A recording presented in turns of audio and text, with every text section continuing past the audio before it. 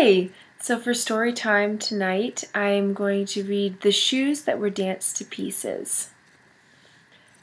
There was once upon a time a king who had 12 daughters, each one more beautiful than the other.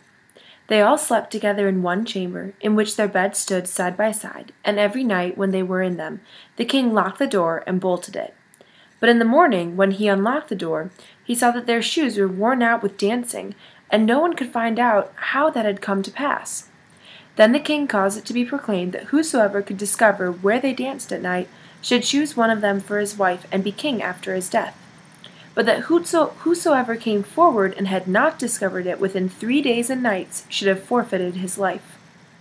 It was not long before a king's son presented himself and offered to undertake the enterprise. He was well received, and in the evening was led into a room adjoining the princess's sleeping chamber. His bed was placed there, and he was to observe where they went and danced, and in order that they might do nothing secretly or go away to some other place, the door of their room was left open. But the eyelids of the prince grew heavy as lead, and he fell asleep, and when he awoke in the morning all 12 had been to the dance, for their shoes were standing with holes in the soles. On the second and third nights it fell out just the same, and then his head was struck off without mercy. Many others came after this and undertook the enterprise, but all forfeited their lives. Now it came to pass that a poor soldier who had a wound and could serve no longer found himself on the road to the town where the king lived. There he met an old woman, who asked him where he was going. "I hardly know myself," answered he, and added in jest, "I had half a mind to discover where the princesses danced their shoes into holes, and thus become king." "That is not so difficult," said the old woman. "You must not drink the wine which will be brought to you at night, and must pretend to be sound asleep." With that she gave him a little cloak and said, "If you put on that, you will be invisible, and then you can steal after the 12. When the soldier had received this good advice, he went into the thing in earnest, took heart, went to the king, and announced himself as a suitor. He was as well received as the others, and royal garments were put upon him. He was conducted that evening at bedtime into the antechamber, and as he was about to go to bed, the eldest came and brought him a cup of wine. But he had tied a sponge under his chin, and let the wine run down into it without drinking a drop. Then he lay down, and when he had lain a while, he began to snore, as if in the deepest sleep. The 12 princesses heard that, and laughed, and the eldest said, he too might as well have saved his life.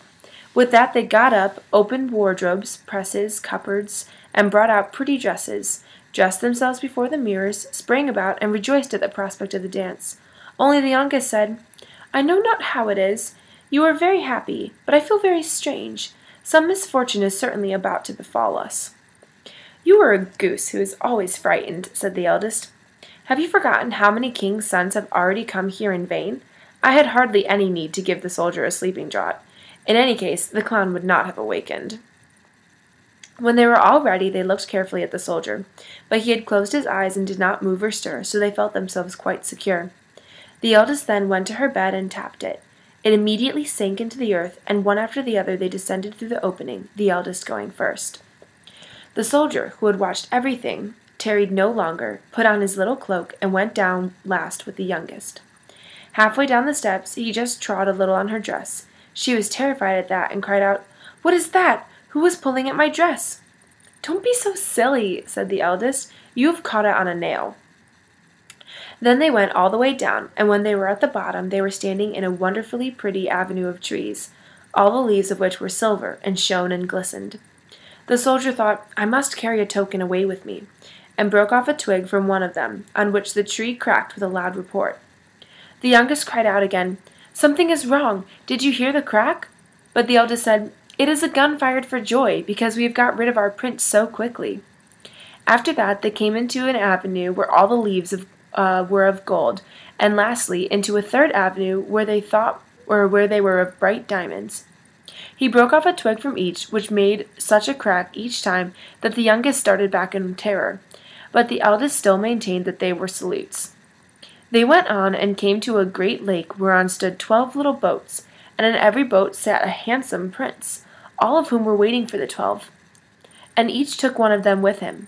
But the soldier seated himself by the youngest. Then her prince said, "I can't tell why the boat is so much heavier today. I shall have to row with all my strength if I am to get across." "What should cause that?" said the youngest. "But the warm weather? I feel very warm, too. On the opposite side of the lake stood a splendid, brightly lit castle, from whence resounded the joyous music of trumpets and kettle-drums. They rode over there, entered, and each prince danced with the girl he loved, but the soldier danced with them unseen, and when one of them had a cup of wine in her hand, he drank it up so that the cup was empty when she carried it to her mouth. The youngest was alarmed at this, but the eldest always made her be silent. They danced there till 3 o'clock in the morning, when all the shoes were danced into holes, and they were forced to leave off. The princes rowed them back again over the lake, and this time the soldier seated himself by the eldest. On the shore they took leave of their princes, and promised to return the following night. When they reached the stairs, the soldier ran on in front and lay down in his bed, and when the 12 had come up slowly and warily, he was already snoring so loudly that they could all hear him, and they said, "So far as he is concerned, we are safe." They took off their beautiful dresses, laid them away, put the worn-out shoes under the bed, and lay down. Next morning the soldier was resolved not to speak, but to watch the wonderful goings-on, and again went with them. Everything was done just as it had been done the first time, and each time they danced until their shoes were worn to pieces. But the third time he took a cup away with him as a token. When the hour had arrived for him to give his answer, he took the 3 twigs and the cup, and went to the king, but the 12 stood behind the door and listened for what he was going to say. When the king put the question, "Where have my 12 daughters danced their shoes to pieces in the night?" he answered, "In an underground castle with 12 princes," and related how it had come to pass, and brought out the tokens. And here is a picture of them on the boats going to the castle where they go to dance with the 12 princes. The king then summoned his daughters, and asked them if the soldier had told the truth. And when they saw that they were betrayed, and that falsehood would be of no avail, they were obliged to confess all. Thereupon the king asked which of them he would have to wife. He answered, "I am no longer young, so give me the eldest." Then the wedding was celebrated on the self-same day, and the kingdom was promised him after the king's death. But the princes were bewitched for as many days as they had danced nights with the 12.